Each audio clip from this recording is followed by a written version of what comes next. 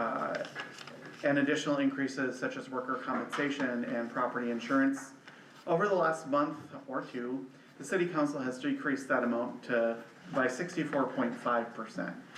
This accounts for the drastic reduction of over $600,000 in the following areas. We, as staff, took to heart what council wanted last meeting to move wages back to the enterprise funds, which means that there's going to be rate implications. We reduced wages on the obligation by $130,000. We reduced wages and benefits in the library and eliminated the full-time library position, which saved the city $100,000. We did cut Farm City Fun Fest funding and reduce the Historical Society funding. We reduced funding for the fire department for tools and protective equipment. Reduced ambulance training and small budget. We're no longer charging the departments for electrical services, which again will have implications to our enterprise funds and impact rates. We reduced income about $60,000 from 25 to 26 by 7.5%, which obviously is going to impact the levy when you have a reduced income. We reduced the city council budget by $5,000. We reduced the city clerk budget by $167,000. That included small tools, repairs, a shredder.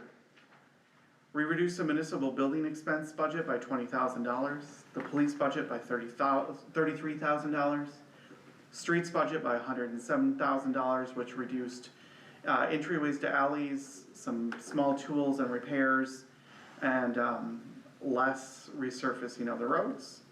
We reduced parks and trees by $60,000. That includes replacement trees, boulevard cut downs, ash borer mitigation.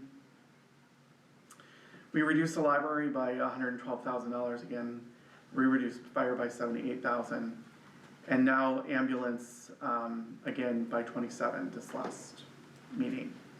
Our current levy is at 17.9% from last year. That equals about $165,000 of an increase. The total levy amount would total a little over $1 million at $91,270. It is staff's recommendation that we work tonight to find the final number. Just as a reminder, tonight is a preliminary levy by state statute, then we cannot go over that levy amount. That's what council really is here to determine tonight. We will go into this work session, and then we will go into a real city council meeting with one item on the agenda to set the resolution for the preliminary levy. Then the city clerk and I will certify it, send it to the county. Everyone will get their notifications in November-ish. And then we have some work to do. Between now and our finalization of the levy, which will be December 1st, and a backup day is December 8th, we'll set the final levy, which means we do have some time to critique it and make improvements as council sees fit. So, with that, where would council like to start the night in conversation?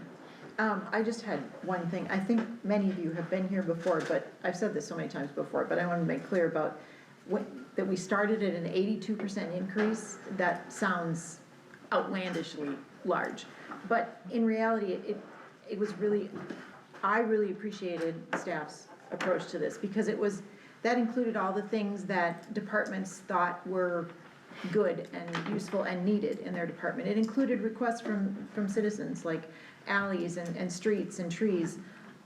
So I think it's important for everyone to know what kind of requests and demands there are on the city funds. And then it's also important to look at where we have to, what we can manage this year and what we can't. But I think, just on face value, 82% sounds crazy high. But, we've whittled it down fairly effectively, and I think it is important to know what we are choosing not to pay for this year. So I just wanna make that clear, that we're not just willy-nilly throwing numbers and, figures and money out there. They were real things that departments thought were needed, so we'll go from there. What's a good department to start with? Do we wanna just work our way through, or should we start, I had a question. Go ahead. Is that okay? So last work session, somebody mentioned trying to find somebody to pay for the flagpoles. Do you know if that, if anybody did that, or I don't remember if I was supposed to do that. I did ask the chamber, but they haven't had their monthly meeting yet. Oh, okay. So All right. I'm not sure what the result will be. Okay, cause that's, That wasn't cut out. No. It wasn't. Still Right, at this yeah, point, that's- That's a good question, though. Yeah. Yeah, I did ask the chamber, I just haven't heard back from them yet. okay.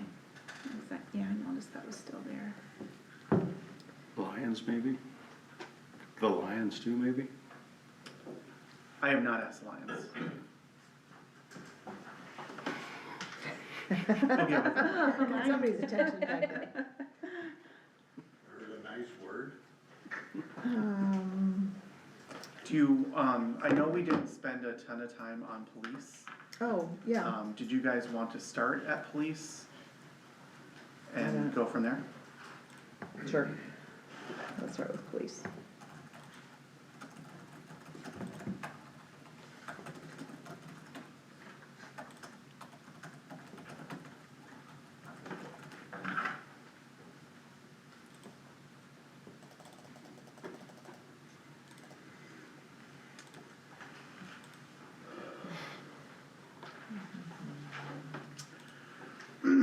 So, right now, our full-time regular employees are at 385.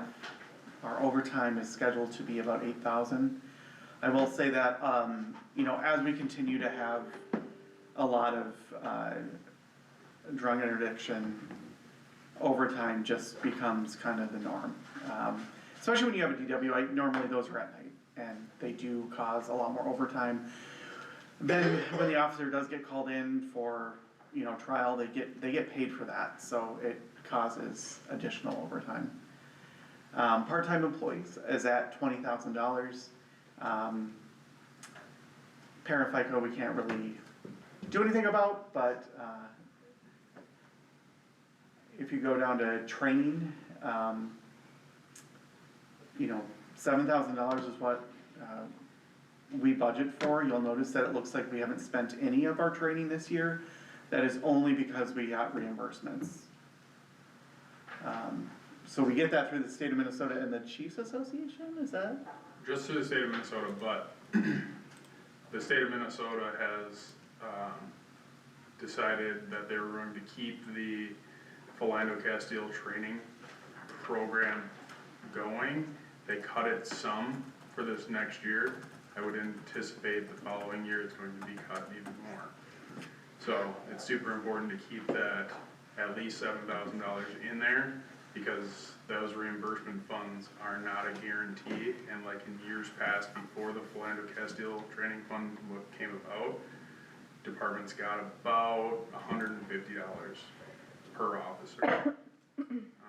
So that's, Which doesn't even pay for a conference. and that's only full-time officers and part-time officers that are primary with our department. So that would equate for us right now of 5 officers. So we should expect anywhere in the neighborhood of 700 this next year per officer, but that's only because of that fund. And that's all through the state of Minnesota at this point. Okay. Training in instruction, we did operating supplies, we did lower that. The request was 5,500, city council cut it to 2,500. Motor fuels, I think because we have a few actual new squads, we've actually been using quite a bit of less fuel than we have before. We've also been using the barrel more. Yeah. Which So is at a that- cheaper rate. Much cheaper rate. Small tools and equipment, $1,000 just for accidentals. Professional services is 28,000. That includes things like their body cameras and all the licensure for that. The tasers, also. Telephone, 6,000. Well, that, going back there, that went up considerably. I mean, 6,000, is there something, It was our new tasers that's the new mostly. tasers? Yeah, that's the Okay. taser 10s. And now that we've went to this system, it's a lot easier to track every single expense, Okay, specifically for professional services. And I have line item every Okay. single thing.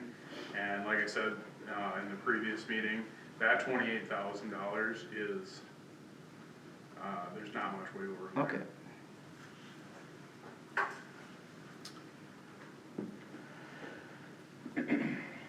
Travel expenses, we did cut a little bit, although it does matter when they go to trainings.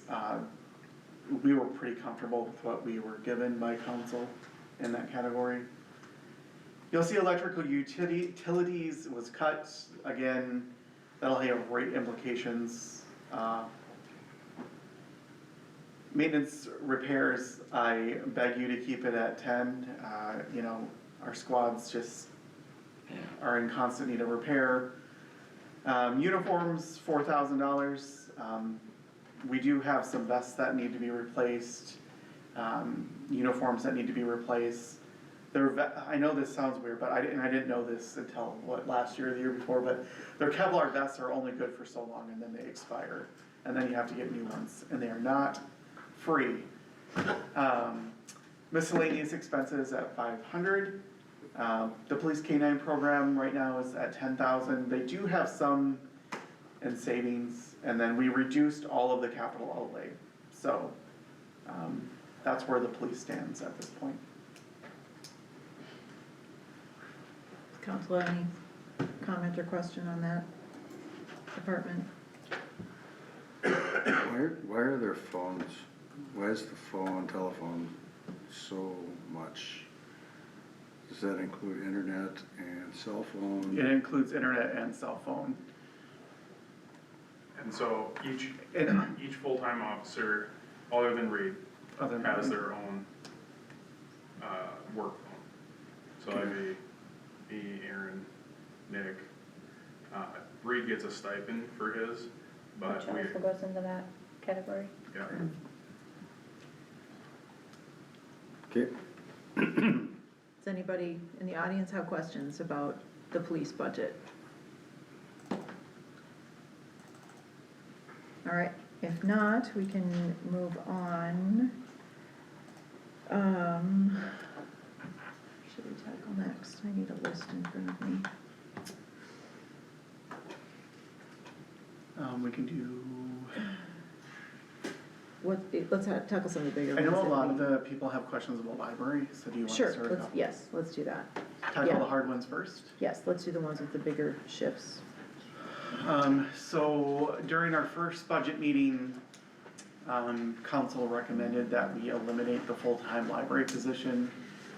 That obviously has implications of an employee. So we adjusted down their full-time employee overtime and wage and benefits, and we eliminated them from the budget. It took out about $100,000 between that, FICA, para.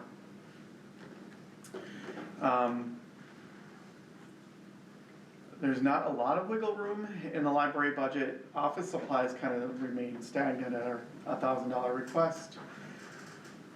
Programs and services, we did reduce that last budget meeting, or the one before, to 7,000. Books and programming, books and operating supplies, excuse me, is at $8,000. That historically has been much higher. Before 2023, I think in the 21 budget, we spent almost $20,000 on books and services. Technology service agreements is about $5,000. That is TDS and Overdrive.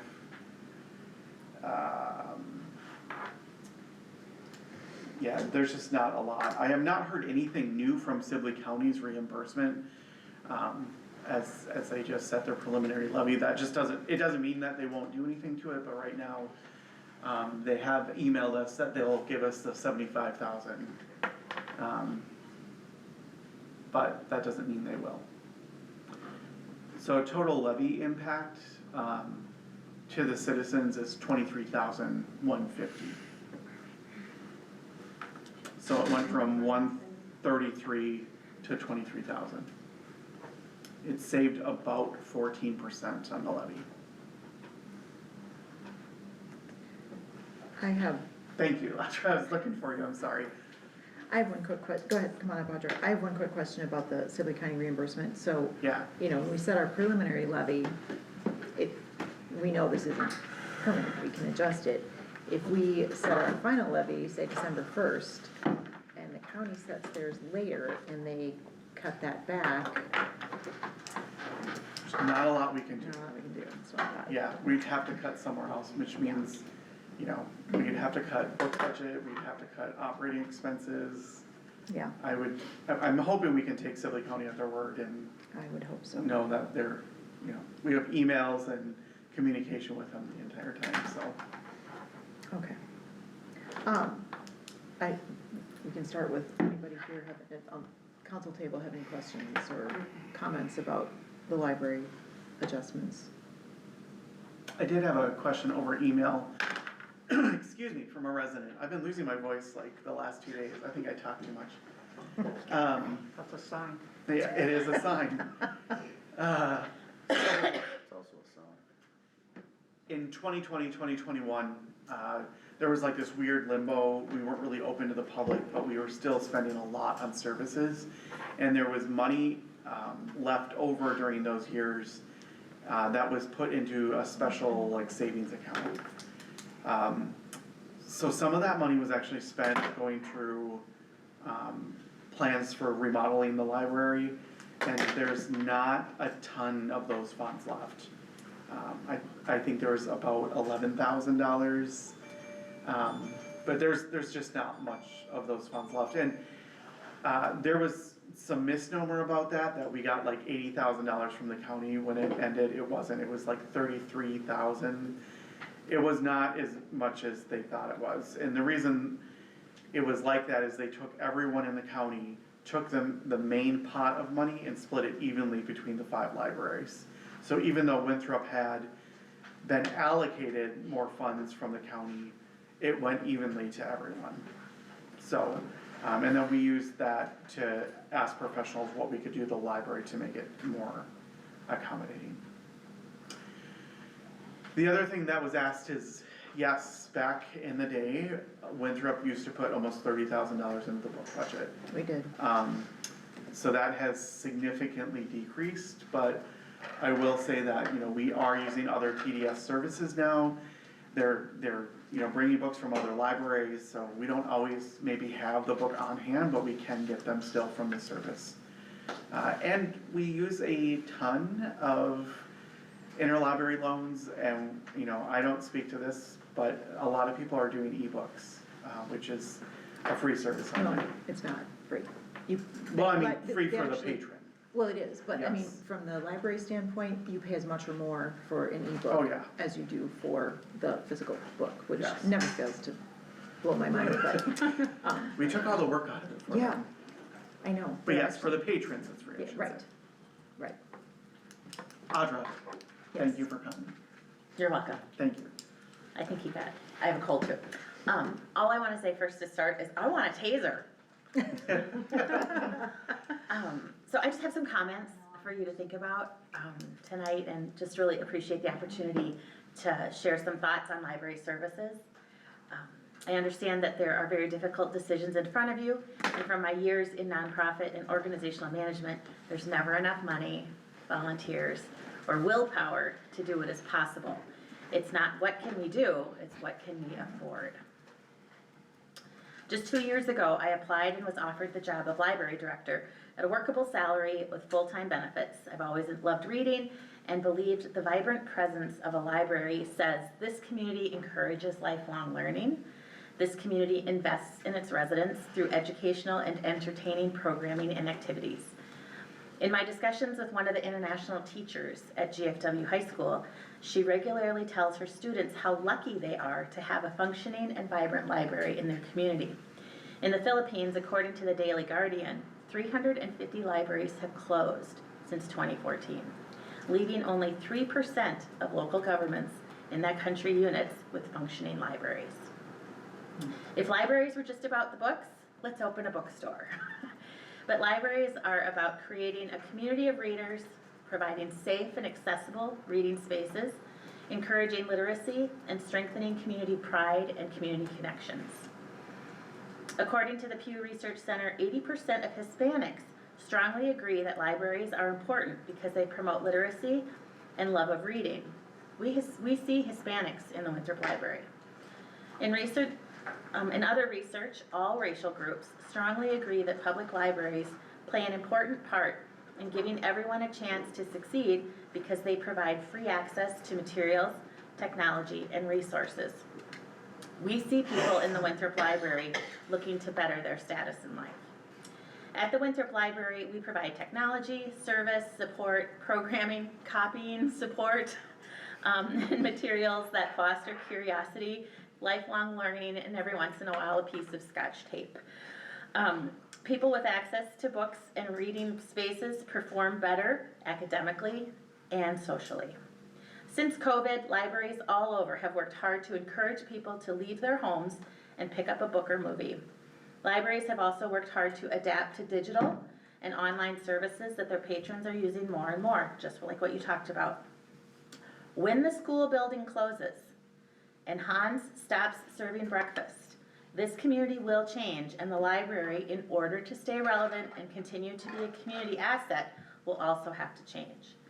It is my fear that just cutting my job stops short the progress we have made in developing the library as a community force.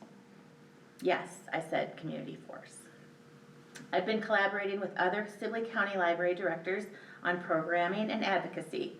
Just weeks ago, I spoke in front of the Sibley County Commissioners to advocate for their funding of libraries.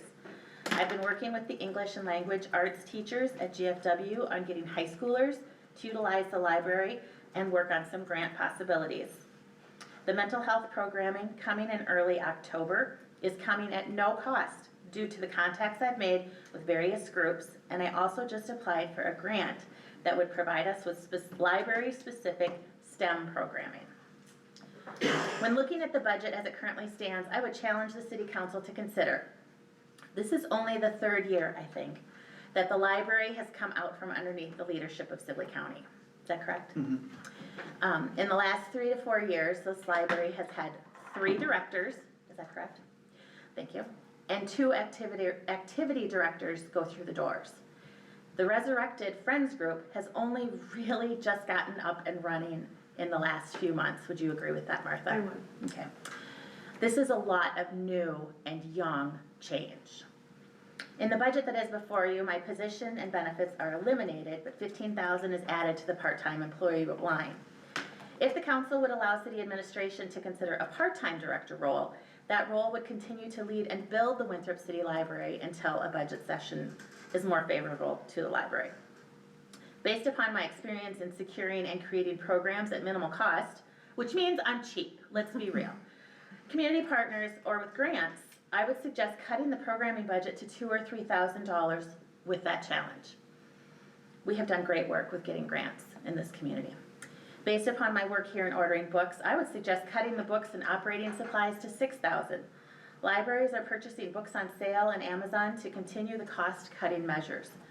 I do believe in Doge. Let's get it as for the best price we can. This decrease in funding would encourage people to donate their books that they have and participate in the book sale for the Friends in the spring. Some of those proceeds could go to more books in the library. In closing, I would ask the City Council double down on the success of the library and reinstate the funding for the director position, or at least enable a reorganization conversation that fuels future growth. At this time, I will defer to the city administrator or take any questions.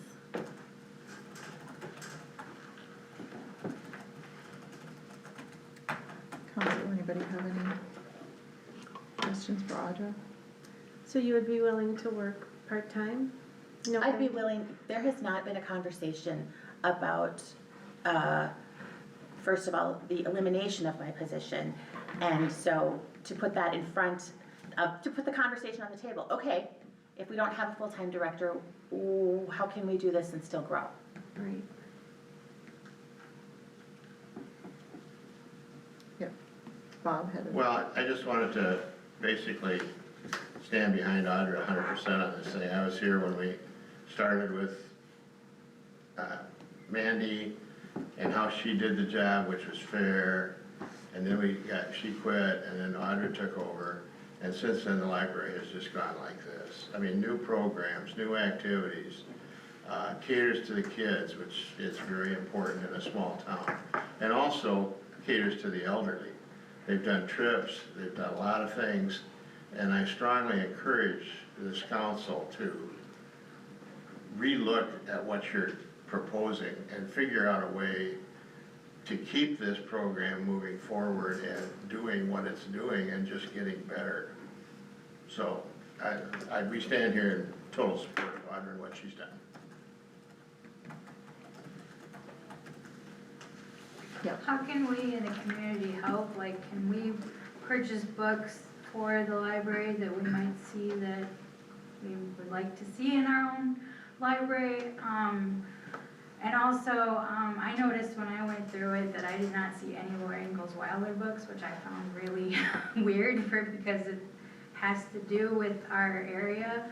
And I even thought, okay, can I donate that when I am not, living anymore? Or is that kind of like faux pas and we don't do that here or something?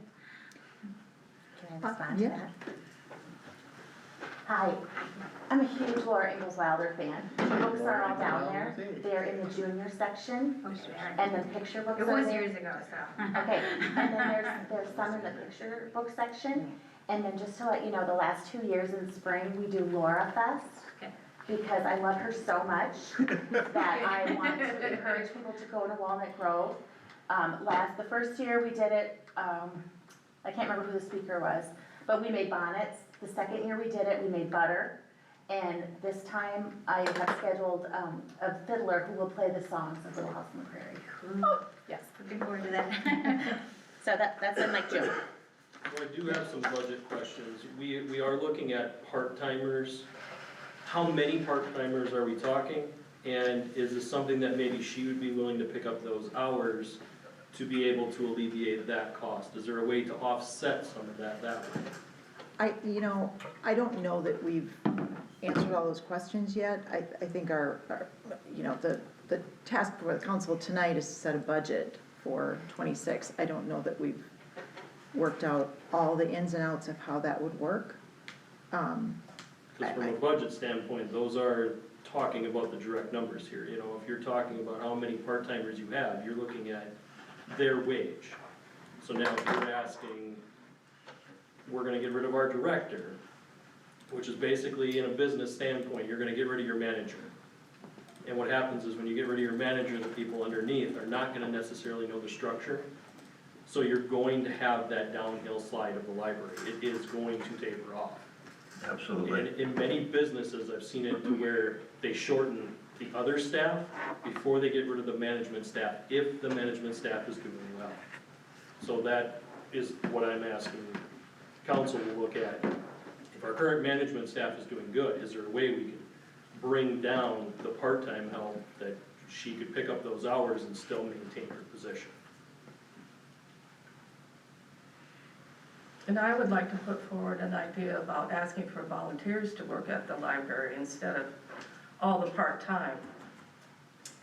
Unfortunately, you can't have You can't library, have you that. can't have a volunteer in the library because there's privacy involved, there's just personal information liability. involved. And even even if there weren't all those liability issues, you still have because I had a discussion about it with a friend of mine who works in the library world. She said a volunteer can come and go when they want to. So if they're set to open the library on Saturday morning at 9 and a volunteer says, oh, I have something else to do, they can go do that, whereas if we have paid staff. Well, we would hope that we they're- would screen the volunteers. Well, I agree, but there is, there's liability and that it's not allowed in the current system, because in the same way, you don't want a volunteer walking in and going through our utility lists, because it has people's private information. Library membership has the same kind of impact. To directly answer your question, yes, we've looked at scheduling. We know our current situation, if we kept employees, employee A and employee B in their current role, we would go through about $25,000 worth of payroll, which leaves some leniency. That's what Audra's talking about. We haven't, like, if we hire 3 employees, we know we'd have about $45,000 in payroll, which is what Audra's talking about. And then obviously this would be a, part-time overlapping, and that would go to about 62,000. So the idea about having a part-time director has been thought about, but we don't know what that structure looks like going forward. But the personnel committee is still looking at that. I just know I lost from my experience in business, whenever you cut management staff, when they're doing well, it's always a downhill taper. It never goes in the other direction. Anytime you cut leadership staff, you're always going to see a decline. And I'm pretty sure we even seen it in our police department many years ago, how we had cut police department down in their budget. We noticed their effectiveness went down. And this is where the leadership staff needs to be strong, and when we get these good leaders, we need to look at ways to keep them.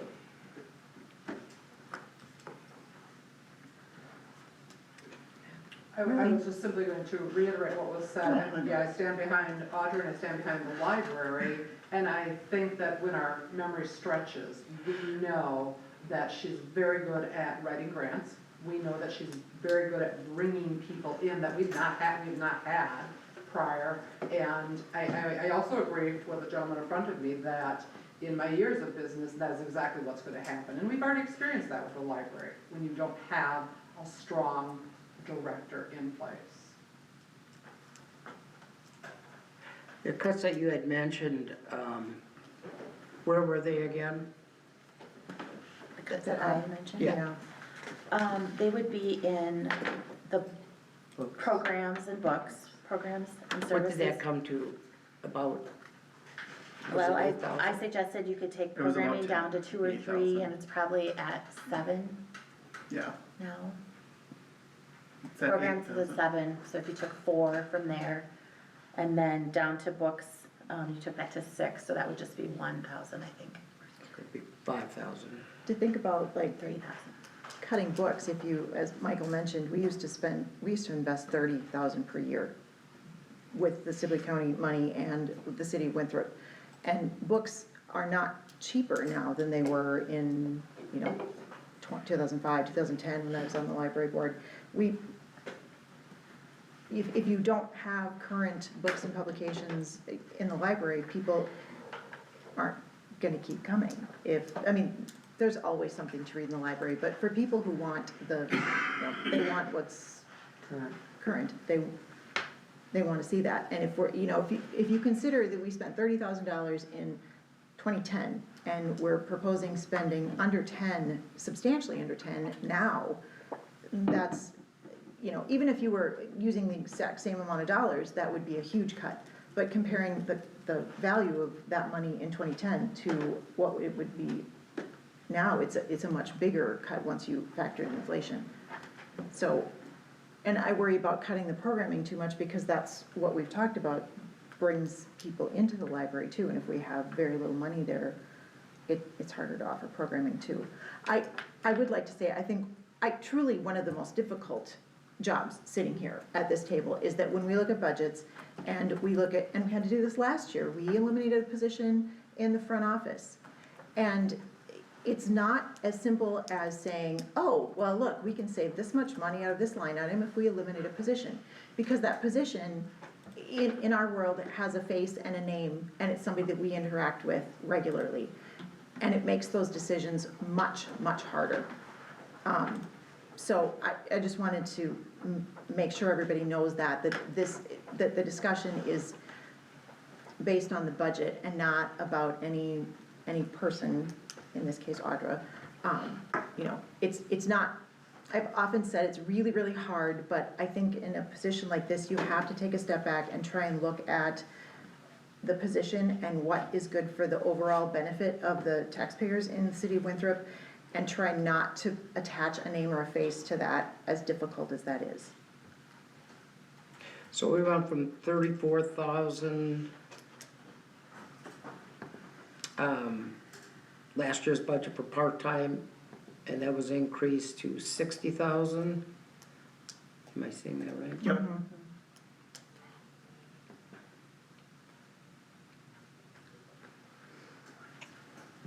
To your point, Julie, though, about the programming and things, I think the programming itself would really suffer if Audra wasn't part of it.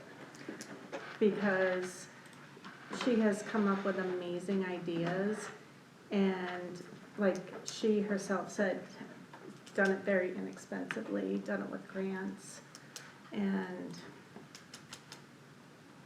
I don't know, I mean, everybody is replaceable, every single person is replaceable, however, I think that's one of her gifts. The other thing that I find really difficult about all this, and we were sort of backed into a corner because the Sibley County Library Board dissolved, but the position of the library director was never a full-time benefited position within that system. And so once it became that, because it legitimately, when we hired someone at that level, all of our people within the city of Winthrop who work a certain number of hours are benefit eligible, which is reasonable and good according to our policy, but that has a much bigger budget impact than it used to when it was the Sibley County Library System. So is there benefit money in the part-time 60,000 for those people? No. Oh. And to be perfectly honest, I've been a part of similar discussions. I was on the Sibley County Library Board in the early 2000s and on and off through, and we had that discussion over and over again.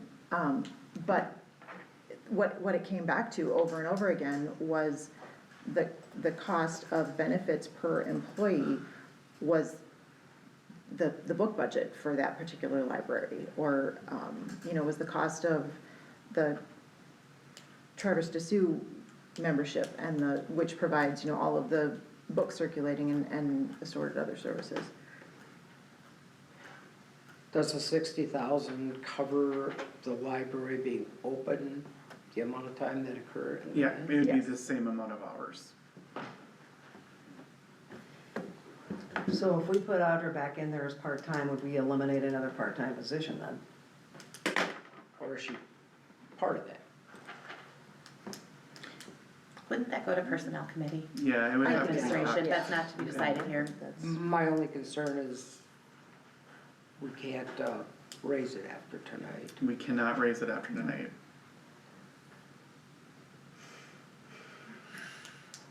And anybody who knows me knows that libraries are near and dear to my heart.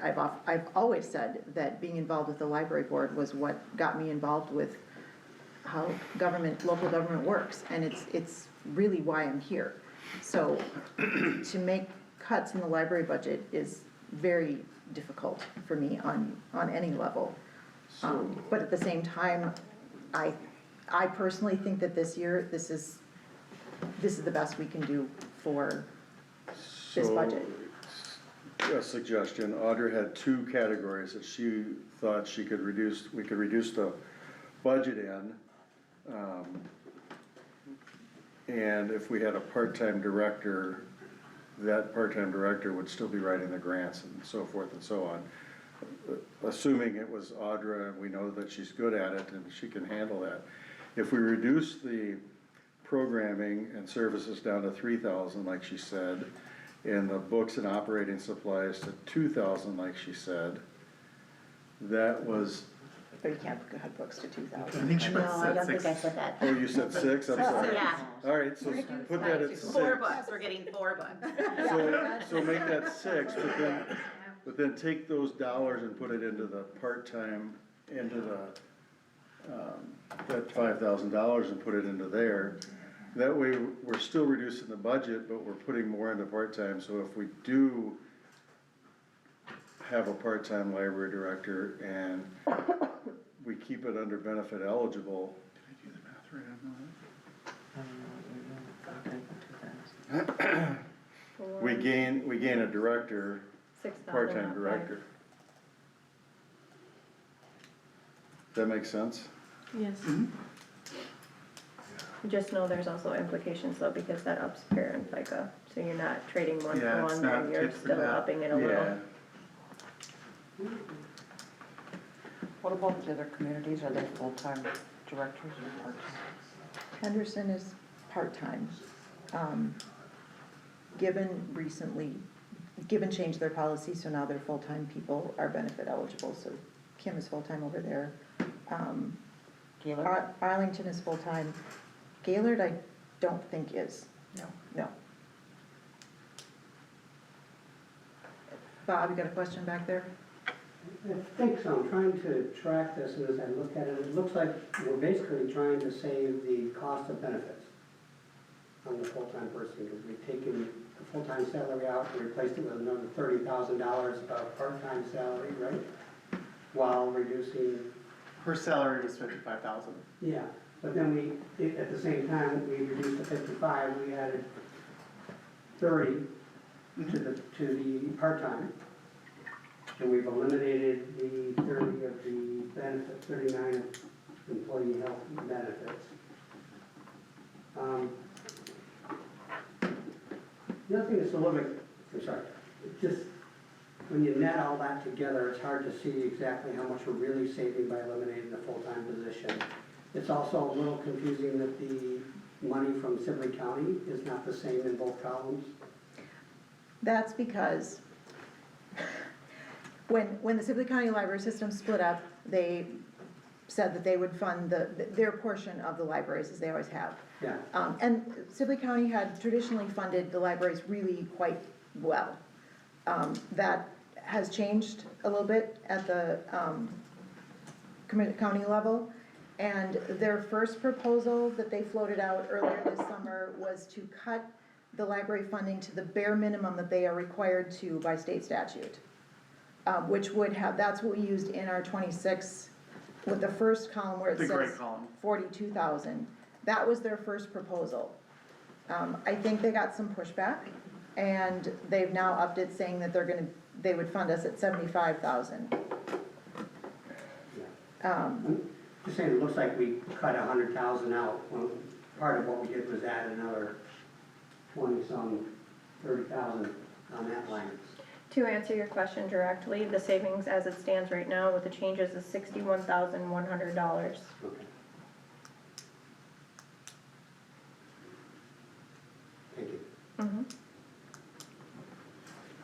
So I have a sheet of some Winthrop Library by the numbers that I will send you all tomorrow, because I know you won't take any more information in tonight. And then if you have any other questions, you can just send them to me via email, if that's okay. All right? I just have one kind of thing to add, and that is, you guys are gonna have to obviously make the decision, but if you choose to go through with it and cut the position, or do whatever with it, what this gentleman here said is gonna happen. The library is gonna go this way instead of staying level or going up. And to keep it moving forward, and keep it doing the job we're doing, you have to have somebody like Audra to do it. Because if she's gone, it's not gonna go that way. It may stay stagnant, it may go down, but, you know, it's gonna be one or the other. And unfortunately, you guys have to make that decision, so. And that's why my comment of shortening the part-time help to bring her in. I get you don't wanna, we're trying to avoid the benefits payments right now. So yeah, she would have to stay underneath as one of those part-time people, but I think eliminating her within the library is going to be very detrimental to that library. are the grants that she requested reflected in any of these numbers? Programs and services from last year. One of the things that I know we have run into in the past when we've worked with how to schedule hours, if you have, it's hard to find part-time people who are willing to fill in around the edges.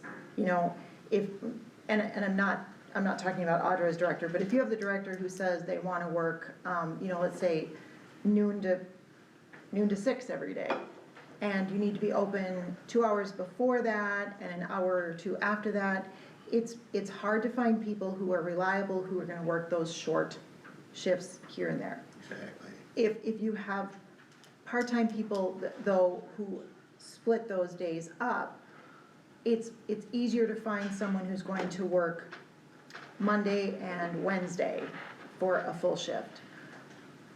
And I'm going back, this was, I mean, many years ago when we had, even when Mary Jane was at the library and she worked all the time, we struggled to find people to fill in those, when you have just little windows left over. So one of the things I would worry about is cutting the part-time people too much, because then you have no one to cover vacation and sick days and all of those things too, which is maybe getting into the weeds.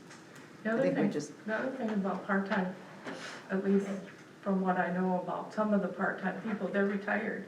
This isn't their career path. They're just there hour to hour to do that job. So they don't have the mindset that someone like Audra does.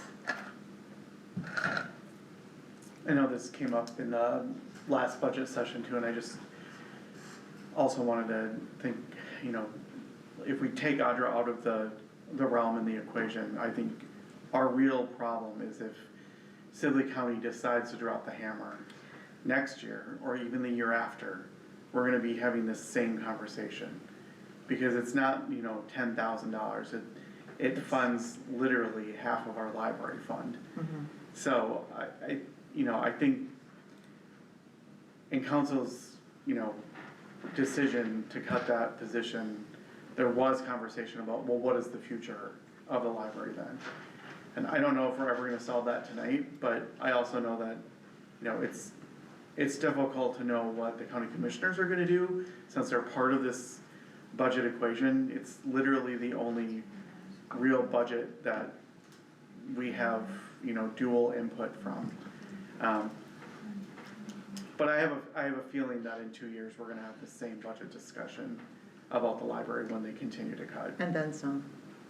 Yes. And to be perfectly honest, I don't expect more than the 42,000 from Sibley County this year. I think it's very tight for them too, and there's very little support for the library at the county commissioner level. And I think when the final budget levy goes, I think they're gonna cut that, and that's gonna have a much bigger impact on us. I mean, even if we made this cut and cut the full-time position, that would have a really negative impact on this budget. And so if we adjust it and still have to take that money out, it's gonna be even harder. And that's the hard thing about budgets, we don't know for sure. Sibley County hasn't certified their final levy yet, so we don't know what they're gonna give us, but,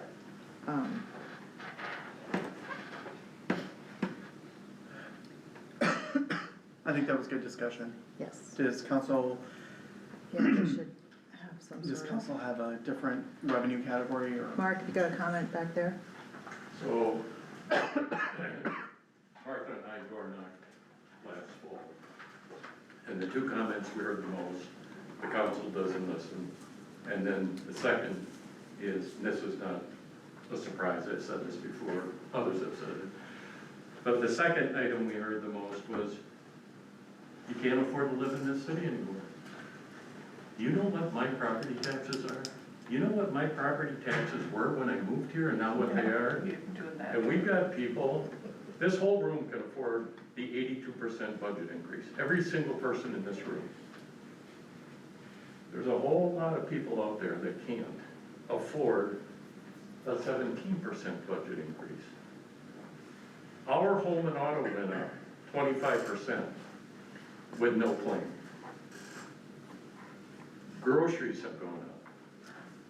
Property taxes have gone up. Everything has gone up. Some things are mitigating and starting to come down. Eggs aren't $7 a dozen. But their incomes went up maybe 2.3% on a social security increase. Martha and I love Audra. We're personal friends with her. I want her to stay involved in the library, but we cannot have a part-time librarian right now, or full-time, excuse me.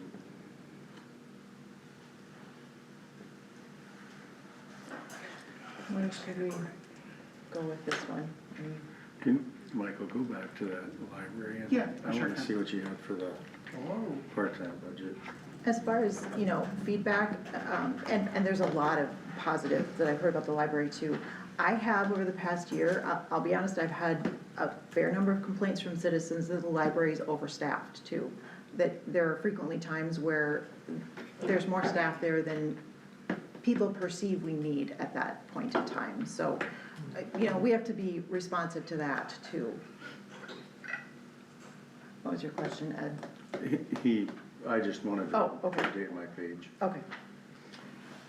because I missed a spot. All right, we need to get to some other budget categories yet tonight, so council, what is your wish? And we're still in a work session, so it doesn't have to be a motion, we have to come to some sort of consensus. So this, you guys might all think this is really weird, but, can we go to the council? Area? And, when I filed to run for city council, I didn't even know that we got a stipend at all. I knew there was probably mileage if we had to go somewhere or something, but what if in good faith we cut our stipend? I don't know how much, I don't know what would be reasonable, I don't know what everybody else thinks about that, but I don't know, just something to throw out there. I don't know if Comment it's, on that, the Sibley County Library Board did do that for a while, a long time ago, due to some budget things.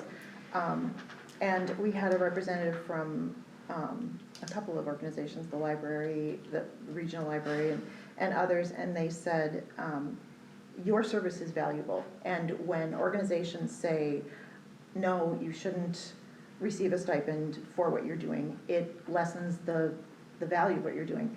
And it really brought it home to me. My brother-in-law was on the school board in Owatonna, and the same proposal came up, and they had a couple of younger parents on there, and they said, I support that a lot, but if that happens, I can't be here because I have to pay for childcare, or I have to miss a half a day of work for these meetings.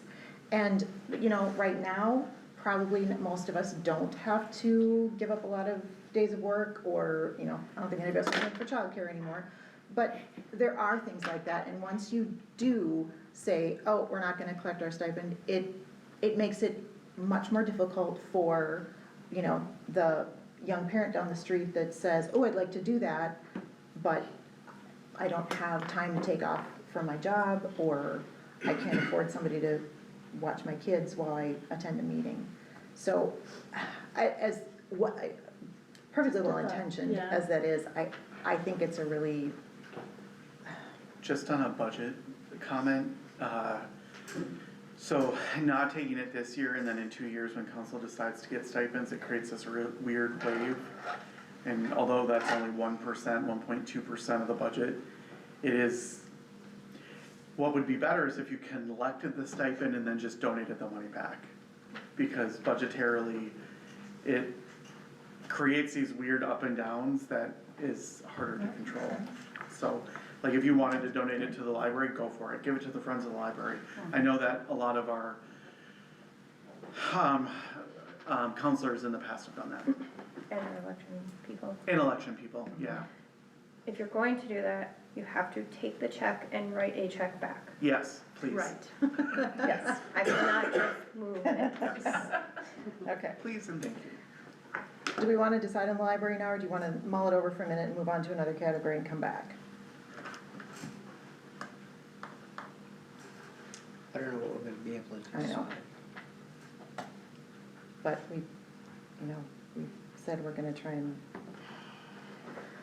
pass our preliminary we, budget tonight, so. Can we talk, I know this doesn't impact the levy, but can we talk about rates and what that did? Yes, we do need to Okay. do that, yes. Cause that's my other, that was my top three. Okay. So just to keep everyone up to speed, we took to heart kind of the conversations that we had at the last budget meeting.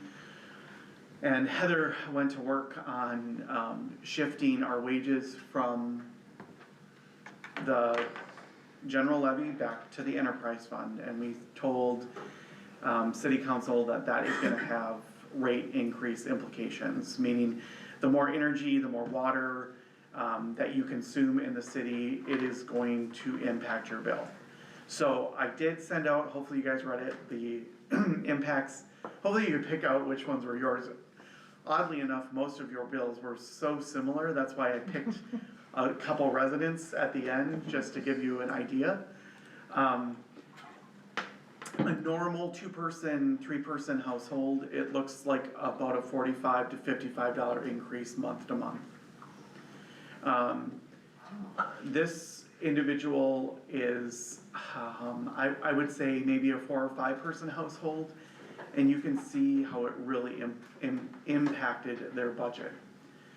And this is kind of what I was getting at when we were talking about, sometimes a one-time levy increase to people's property taxes is actually less than, messing with rates.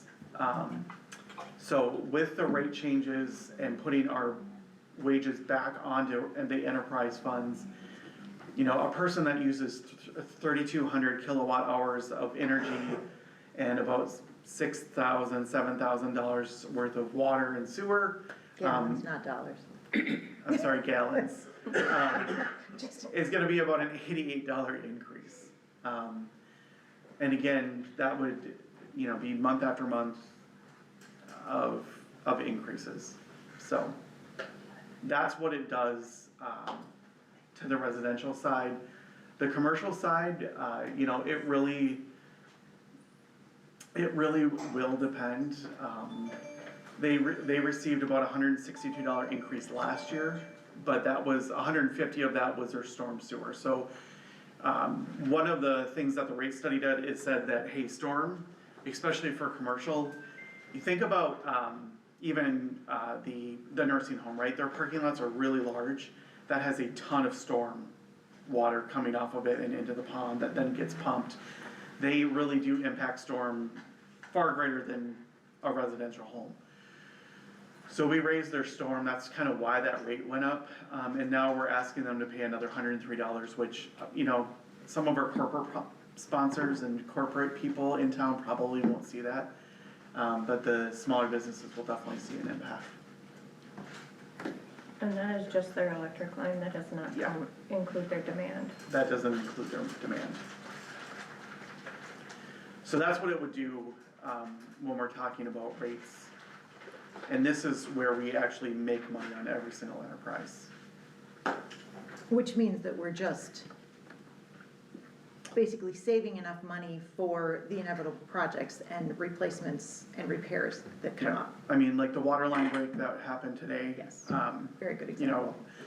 We found out that 5 of the valves on the north side of town are also broken. So now we have to go and replace those as well. So the reason that, half the town was, a quarter of the town was out of water is because, Jerpies and our public works individuals had to chase it down to a valve that actually worked, or else they can't stop the water and replace the breakage. So, let's look at it now. The difference in the rates, if we took the money out of the enterprise funds, at what was it, 130,000, something like that? Yeah, it's like one. And we put that, and we, Put it back onto the general levy? yeah. What would that raise our general levy above 13%. what we're talking now? 17% is That's where another- we're at, it'd be another There'd be 13. another 13%. If it's 130,000, it's It's 13%. For every $10,000, it is Right. 1%. We're at 30% So if you increase. shifted 100,000 of it, that's 10%. Shifted 80,000 of it, that's 8%. And one of the things that most of the people in the audience probably aren't aware of is that we had a rate study done in 2017 that at the time said, and it was done by a neutral, outside party, said that our rates were low and we needed to raise them gradually to cover our inevitable expenses and to keep the systems going. At the time, we chose not to do that. For a long time, we chose not to do that. And those funds had some money saved, so we didn't feel the impact right away. We've done that for the last 7 or 8 or 9 years, and now, unfortunately, we're really feeling the impact of not raising the rates and that fund sinking, and it's a little bit like saying, oh, I'm gonna put money into a savings account to buy a new car when my car breaks down, and then every time your refrigerator breaks, you pull money out of that same account, and then your, tree falls over and you have to pay for that, and you keep taking money out of it, and suddenly your car breaks down, and you have no money left in the savings account. I think that's where we're at right now, and we have to figure out how to pay for the broken water mains when they occur. So I just wanted to know the difference in the impact, if we put that money, if we took it out of the levy, we're at 17%. If we put it back in there, we're back up to 30%. So if we're at 30%, how much is our rates that you're talking about here? What would they go down to then? All of The your monthly base rates All your base rates would go, drop back down. would go down back to- to here. Okay, So like your electric base rate would go back to 5. Your water base rate would go back to 15. Your sewer base rate would be back to 15.39. so we're at 53, roughly 54 a month, or $70 a month. Yep. So, And to Bob $18 Rumpelstedler's increase, point, that'd be last meeting, $180 a difference per year, Just in base. and just in base, just base Yes. fees. Yep, 180 per year per year. increase. As compared to putting it in the levy. Yeah, and that's hard because it goes off of, Market value. market value, that's not, it's not like the problem with talking about percentages, and I know, Mike, it makes good headlines with percentages, but it's really about dollar amount, Yeah. When we talk about the levy, it's really about the dollar amount that we're increasing, because that dollar amount, not percentage, goes into the system. It's estimated market value of your home, business, whatever, and that gets spread out. So if you have a higher value on your home, you are gonna pay a larger percentage of that tax. So that ratio is different for every one of them. So just because we passed even a 30% levy doesn't mean that it's going to impact your property taxes by 30%. No. That's a very good point. But I'm just wondering, what would be easier for people to pay something? Would it be Yeah. easier to pay that from your taxes, your property tax, or is it easier? I think one of the things to think about a rate increase is that doesn't just hit the property owners. It's borne by all the people who use those utilities, whether they're renting or, The base fee increase. right. That includes the people who we That are supply. outside of city limits. Yeah, so everybody's gonna pay more one way or the other, but it does make it a little more borne by all the people who actually use the utilities. Otherwise, in effect, the property owners are paying for that. That's right. The property owners are paying for the renters because they don't pay the taxes the owner does. But they use all the utilities. Right. So that's really what we need to decide is Yeah, where you wanna what's Where you more wanna put it. affordable, you know? Not- And you can control that as a resident. I mean, don't crank your air. There's things that you can do. Don't use as much water, take shorter showers. Did an energy study. Yep. I've always said the best, my first house, we moved in and the electric meter was right above my dryer. And I threw my first load in and hit on the dryer and the meter went, woo, and I went, oh, I'm hanging them outside. Yeah. But So- either way, you're gonna pay for it, whether pay, Yes. it's gonna go What in I'm, your it's what either I'm gonna go in wondering your is, property if tax you're on or- a fixed income, is it easier to budget that increase of $18 a month? More than, I'm talking about the base rate going Yeah. up, or is it easier to pay higher? I don't know what the Yeah. difference would be. You know, there is budget billing now too. I know a lot of our customers that are on budget billing, we don't have a ton of them, but the ones that are on them are usually income strapped or, lower income individuals. Just smack them. And then there's Don, who just likes a consistent bill. I mean, it's easier to budget. Yes. You know exactly what you have every single month. And we have one commercial? But what I'm saying is if you put it onto your property tax, if you have a house payment, you're paying that monthly with your property tax, or your house payment. Cause your taxes and insurance come out of there anyway.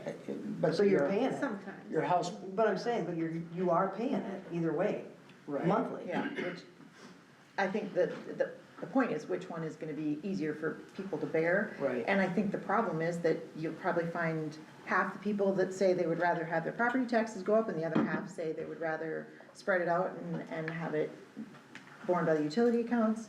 And we have to decide what to do. We didn't shift all of the wages. No, police Over. are obviously still on there, Yeah. library's still on there. It's myself, Heather, and all the utility workers are on completely. But this is not, we did put. Yes. Okay. Mark, you have a. Michael, I know you've shared this in other meetings. Where do we rank with some of the neighboring cities on water, electric, storm? We're pretty low comparatively to them. I haven't updated that in a little while. But, we're pretty low. I think the other thing is, it's hard to compare every single city because every single city has different situations. Like Fairfax, Minnesota, they vary their wages in their gas line because gas makes a lot of money. So if you look at their levy looks like no one lives there because their levy I think is like, I don't know, Yeah, 600,000 or something. Yeah, it's crazy. But it's because all of their expenses they put on their gas line. If you go down the road, like Arlington is a good example. Arlington is virtually the same size as us, has the same utilities. Their levy is about $600,000 to $700,000 more than ours is every single year. And their utility rates are higher, Their utility rates are significantly higher than ours. Base rate? Their base rates are much higher than ours. much higher. So the Even reason- if we the were to reason do I- base rates. The reason I was asking is when people come in and they're looking at a home, you got the price, you got the property taxes, but then you've got utilities. Yeah, And it's amazing to me with low utilities, how that can swing a deal, because that's every month. Now, I'm not saying don't put it into the base rate or whatever the lingo is. All I'm saying is, I think we got some room there to move up on our rates and still not diminish our attractiveness as a low-cost city to live in. Oh, yeah. So I will tell you that this is from last year, maybe even the year before. But as you can see, Arlington, even a year ago, was at $65.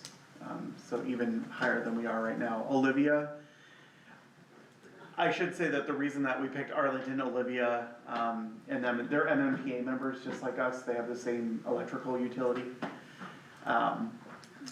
So that's what it is like around us. But again, I haven't updated that this year because there wasn't really. And then, you look at Fairfax, they have a low levy for taxes, but their utilities are very expensive. And then I'm just gonna share this because I think knowledge is power.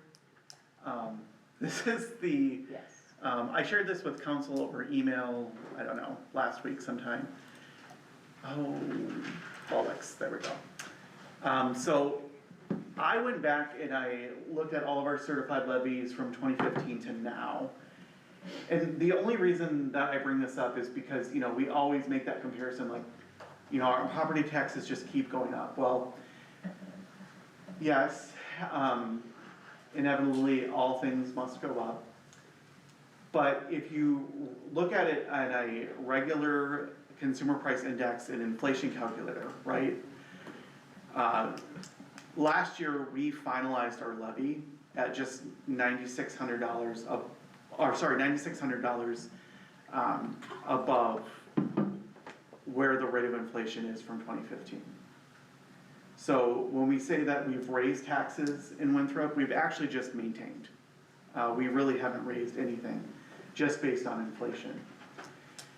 But the same can be said about our rates, right? So we haven't raised our rates in a while, and you know, 3 meetings ago, we said, hey, the last couple years we have exceeded our revenue, and we keep planning for the same thing. And that gets scary for administrators because council wants lots of things, right? And that's great. Like, we want to fix every road and every pothole, all those things are great. But there's gotta be some wiggle room. Either either we have to increase rates or we have to increase the levy. There can't be a, you know, this or that type conversation, like one or the other has to happen.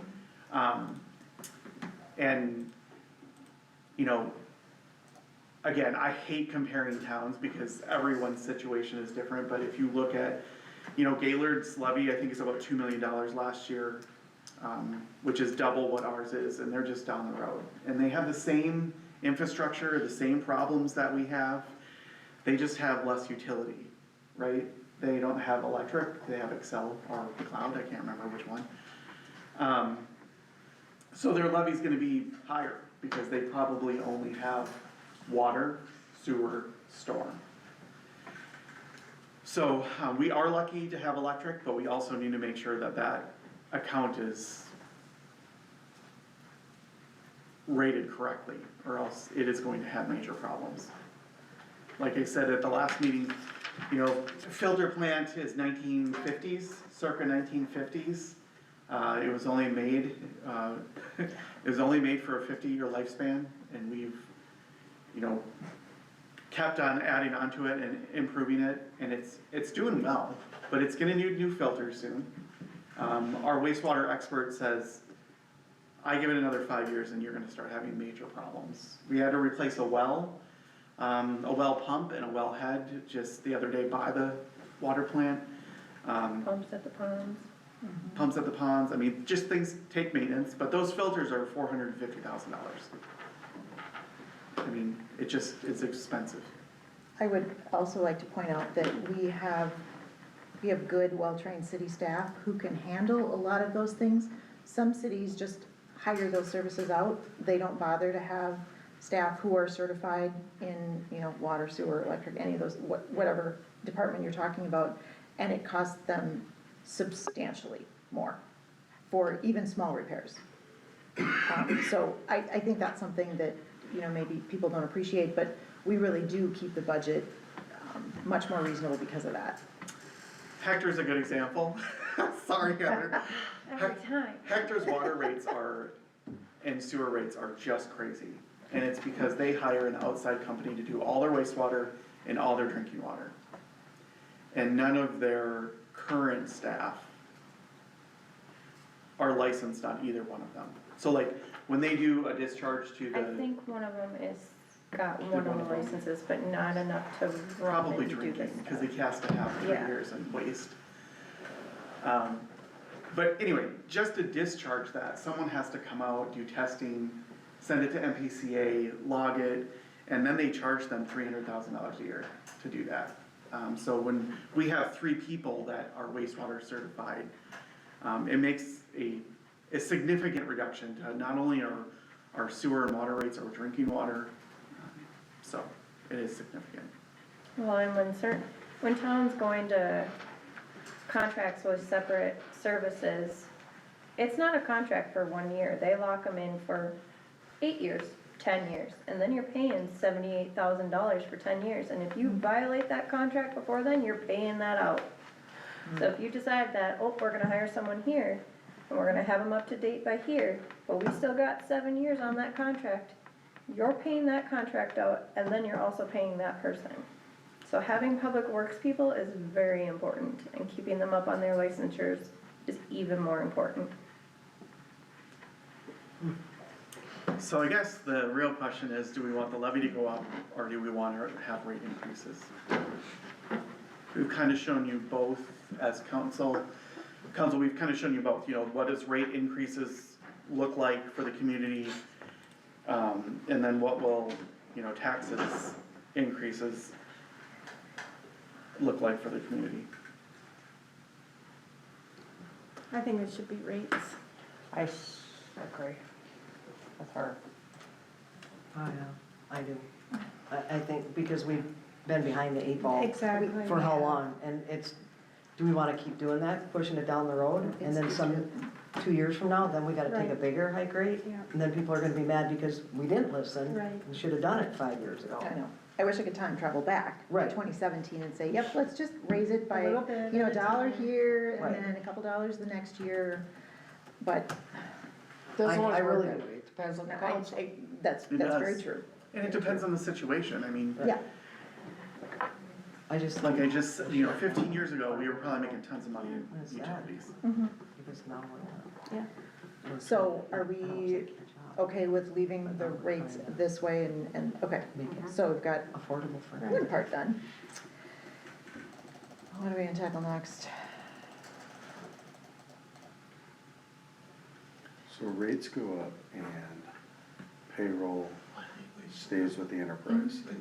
Yeah, other than, More of it. library and Yeah, police. yeah. What would take care of the library business? Where else do we have large You have no input on this other. changes? I thought we've gone through. Yeah, Yeah, we've gone through most of it. The only thing that we are missing, I think I put it in the email to you, you know, we don't know what police state aid is gonna be yet. We don't get that until October, so that will reduce the levy, cause that'll be an income, So what is it typically? usually around 50. And what do we budget for in this budget? It's not in there. It's not in there at It's all, not in there at all. no, So it would Because there's decrease by 5 question- points if it was 50. that would be, yeah, that would be. it would drop another 5-ish points. We should, since this is still a work session, does anybody have any comment on any of this? Yeah, what's your feeling about either higher rates or higher levy? It's kind of a double-edged sword, to be honest with you, because if you raise the utilities, you're gonna make the town unattractive to where people aren't gonna wanna come and live here. So, because they're gonna have to eat that monthly bill every month. On the other side, we do know that home values are definitely overinflated to a certain point. So I think the more you take out of somebody's budget monthly, the less chance they are to fix up those homes. So a lot more homes we're gonna see go into disrepair if we're raising monthly bills. And that's just something I'm throwing out there just as kind of a pitch here, as far as, you know, what we need to look at for the future. I mean, if we're gonna jack our utility rates way up to where people are spending all their money on utilities, not fixing their homes. Already are. and We've some- looked, yeah. trust me. We've been looking for a bigger place. We need a little bit more space, but, you know, with the values where they are currently and how much repairs are being done to the homes, raising monthly utilities is gonna have a negative effect on people fixing their homes. I think that we are still, I think our utilities are still well within the average of, I think we're markedly higher than any of the surrounding towns, even with an increase like this. Our MMPA electric rate is usually 10% lower than Excel on average, and sometimes it's more than that. So, you know, it is a real increase, but I don't think it, yeah, Right. okay. I think where Randy might have been heading is for every $100 extra a month coming out of, for utilities, there's a payment, a part of a payment to a HELOC for repairs at the house, or we did some shoring up of our basement walls with American Water Works, and, you know, we went on the credit plan with them. And that's all money, I think, where Randy's heading Yeah. is. And those are, I mean, those are real legitimate issues. Bob, did Yes, you have- I'm sorry, if I could just Oh, close that sure. off. And yet, with great respect for Randy, I think we gotta go up a little bit on rates. And I like what I see because of the surrounding communities.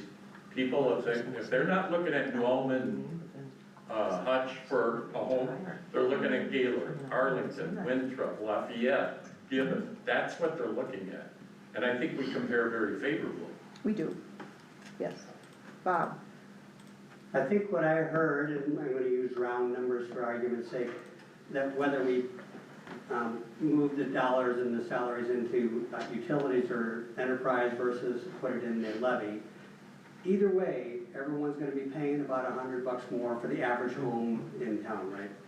Whether it's through a utility bill that's $100 more a month, or higher taxes that are gonna equate to about $100 a month. Did I hear that Well, correctly? it certainly isn't that. I think the higher utility, the base rates, really comes to about $200 a year.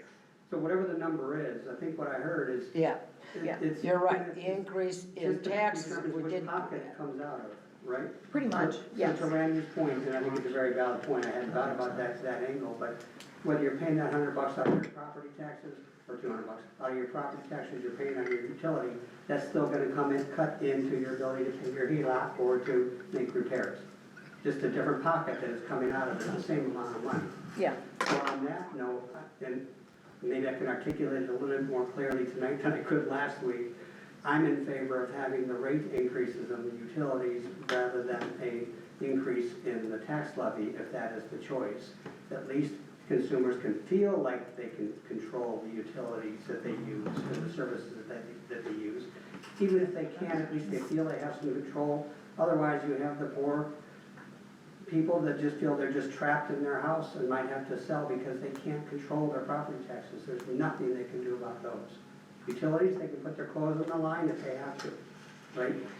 So I would, to answer Kelly's question, I would favor the rise in utility rates over a rise in the levy if that is the case.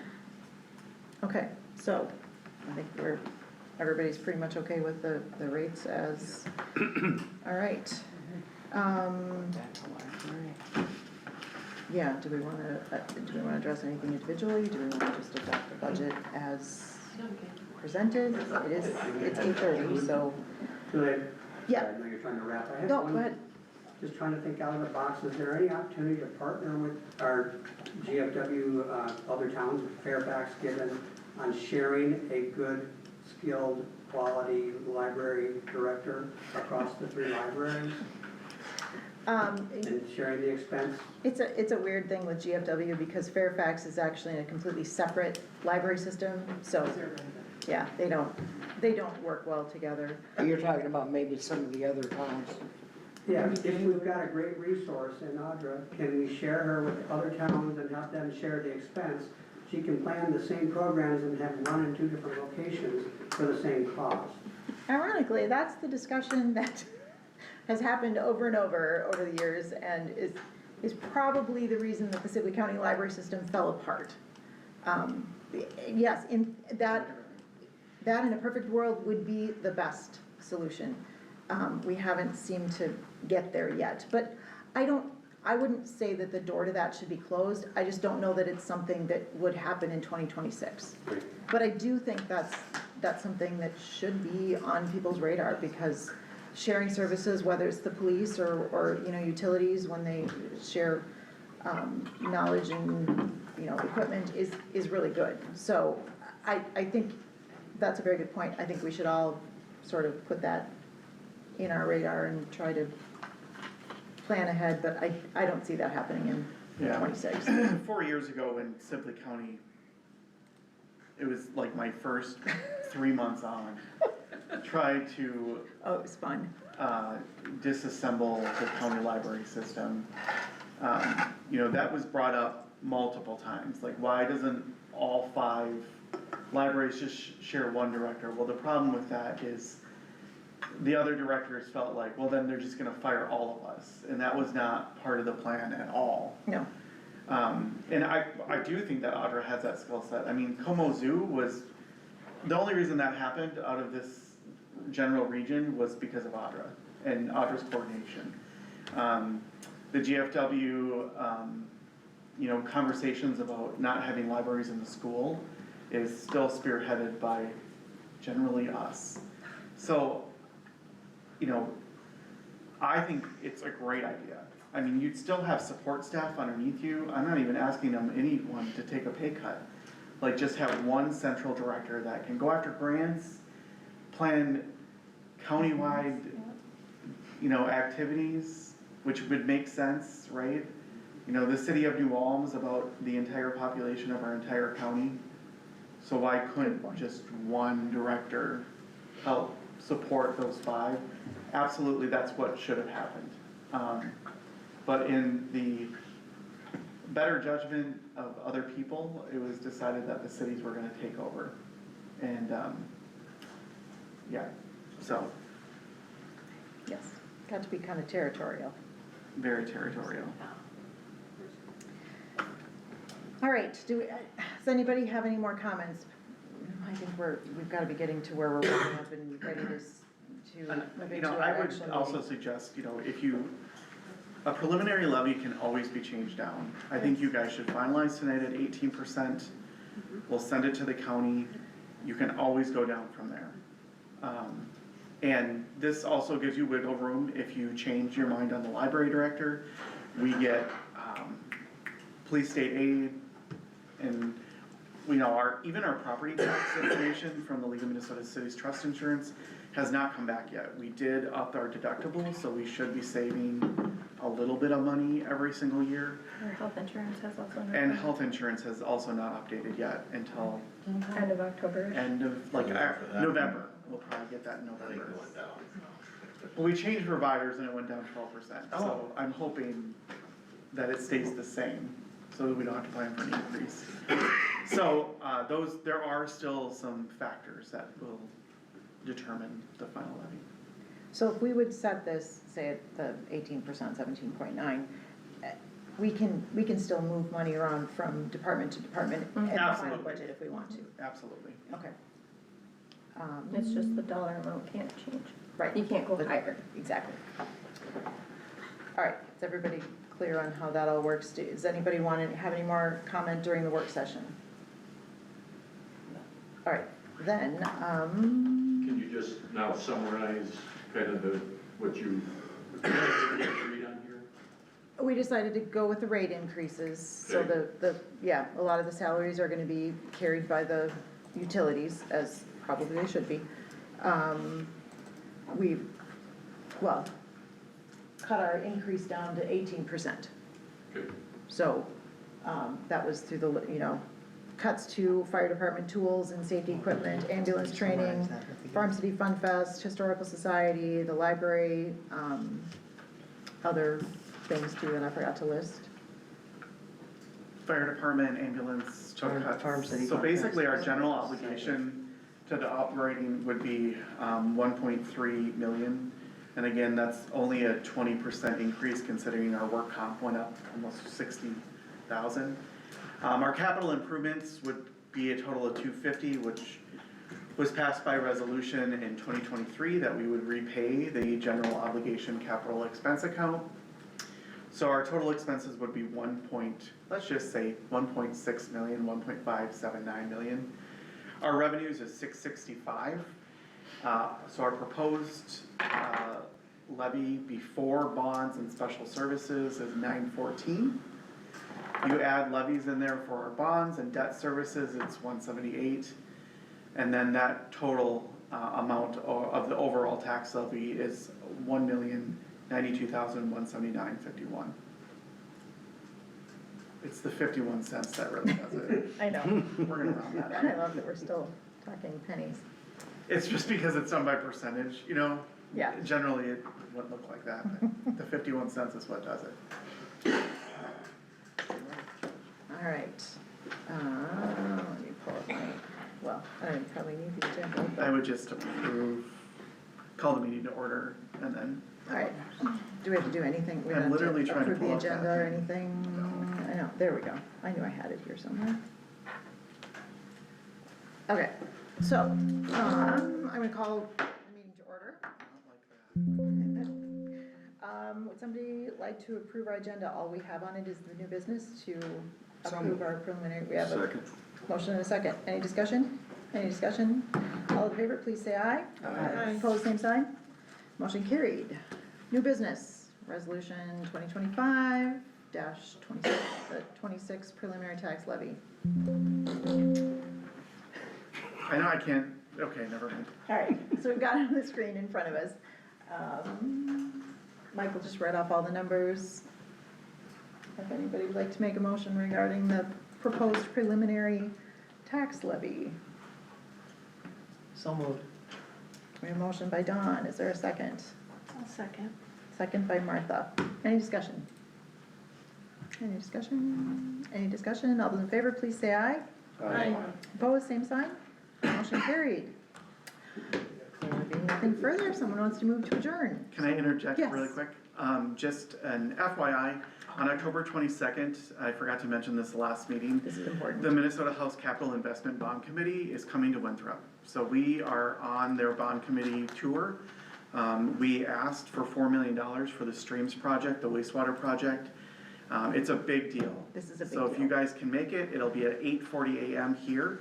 All 4 city councils are being invited, Heartland Corn Products, DFA, Minnesota Deed, our representative will be here. It's a big deal. I'm gonna send a calendar invite for everyone so that we know. There may be some details on Thursday that I get that I'll send you guys. Otherwise, our new wastewater experts from SEH will be there. We'll do a 15-minute presentation, a little song and dance, and then they'll be on their way. It doesn't take very long, but just to show that, you support the project and want it to go forward will be really important.